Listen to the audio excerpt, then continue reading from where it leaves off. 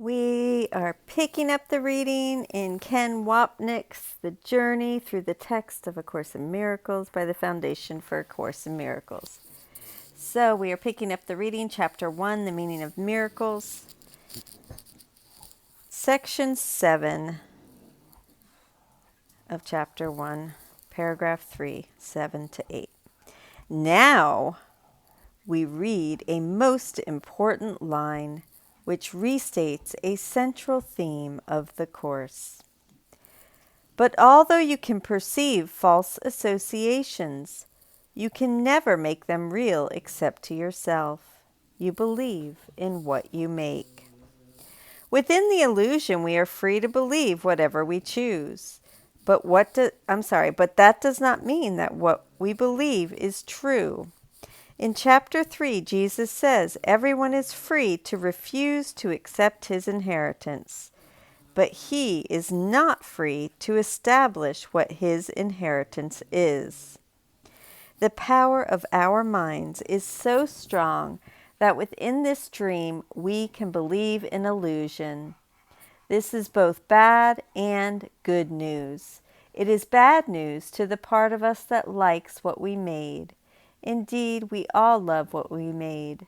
Otherwise, we would not be here, and we love the world because it establishes our existence. The good news is that the mind's power is the only way out of hell that is this world.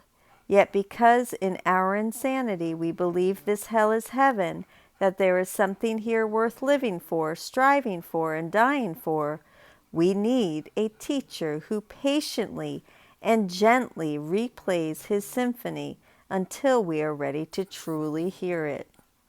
He says, "This is not heaven but hell, for nothing here will bring you happiness, peace, and joy. All you receive here are illusions. In their place, I offer you true happiness, peace, and joy, and in order to accept my gift, you need only say and mean, 'I want it and desire nothing else.' I want it and desire nothing else."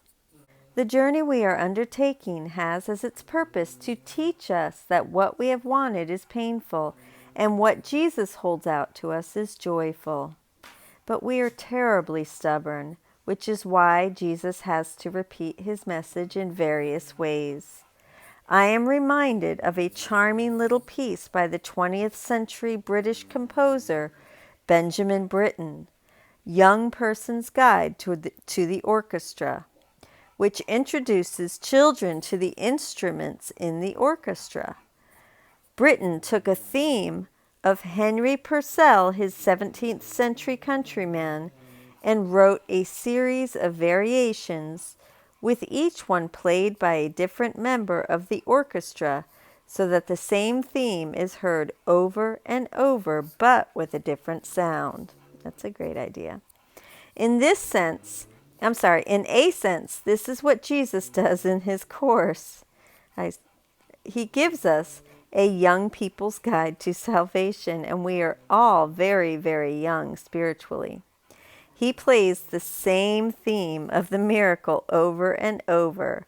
Sometimes it is stated beautifully, as we will see later in the text, and other times it is not so beautiful as we find here. Yet the theme is all the same. All is thought. The world is a misthought, and the power of the mind that believed in the misthought is the same power that can be used to choose the Holy Spirit's thought of correction. In fact, choosing the Holy Spirit is the correction.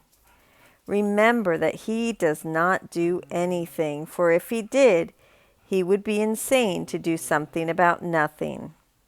Since not choosing the Holy Spirit was the sickness and the problem, choosing him is the solution and the healing. Again, Jesus continually introduces this theme, which is why the first chapter closes with these two very important paragraphs. This is a course in mind training. All learning involves attention and study at some level.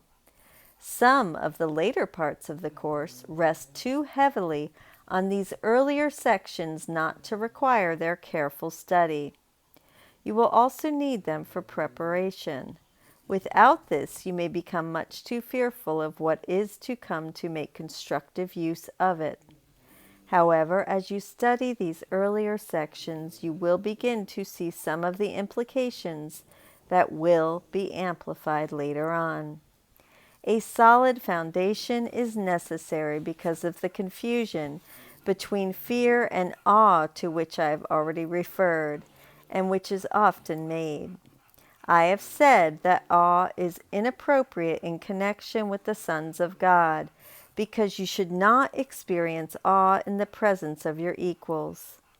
However, it was also emphasized that awe is proper in the presence of your Creator. I have been careful to clarify my role in the atonement without either over or understating it.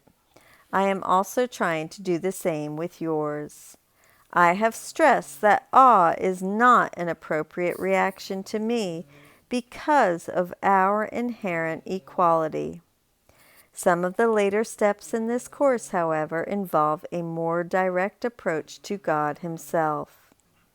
It would be unwise to start on these steps without careful preparation, or awe will be confused with fear, and the experience will be more traumatic than beatific.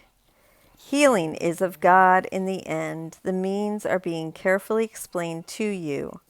Revelation may occasionally reveal the end to you, but to reach it, the means are needed. Let me first say that the above passage was not originally in this part of the text. It was a message for Helen and Bill that came later in the scribing, a gentle reprimand, the gist of which was, as this course is the other way you asked for, study these notes. When teachers give students assignments, they expect them to comply. I am giving you the assignment of studying what I am giving you. Because Jesus clearly wanted Helen and Bill to pay attention to what he was dictating, he addresses their resistance to reading and studying his book, a resistance we all share incidentally, by saying, "This is a course in mind training. All learning involves attention and study at some level." Jesus continues by saying that if we do not accept the groundwork of these early chapters, we will not be ready for what is to come. Rather than appropriately experiencing awe when considering the Creator, our projected guilt would lead to fear, lest He punish us for our sin. The content of the later chapters is certainly difficult, for we are asked to dive into the guilt-ridden cesspool of the ego thought system, finding there the murderousness of our special relationships that is at times described in gruesome detail. In addition, the meaning of our victimhood is exposed for what it truly is, a veil drawn across the face of our victimizing self. This is why Jesus tells his first two pupils, "You will not be able to approach this content if you do not study what I am giving you now. It is my symphony, and I beseech you to listen to it as it is written. Do not pick and choose what you like, and then discard the rest. Indeed, listen to the symphony as a whole. The text is one piece, and there is a reason I say certain things now. Drop them and return to them later. Study these notes and become engaged in the learning process. While this is not an intellectual exercise, the study of this book will help the intellectual understanding convert to an experience. As we have observed, the text does not progress in linear fashion, for it is constructed symphonically. We do not listen to music with our heads unless we are music critics or scholars, but with our hearts, opening them to the composer's experience. Jesus wants that we let him lead us as composers lead us through their work, even as our brains wrestle with the meaning of the words.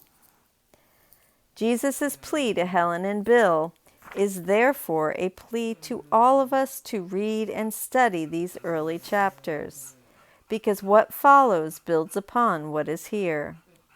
The last movement of Beethoven's Fifth Symphony is a glorious expression of triumph. Yet it means nothing if we have not gone through the first three movements. Similarly, many know Beethoven's monumental Ninth Symphony only by its last movement, the inspiring variations on his theme set to Schiller's lyrics of brotherhood.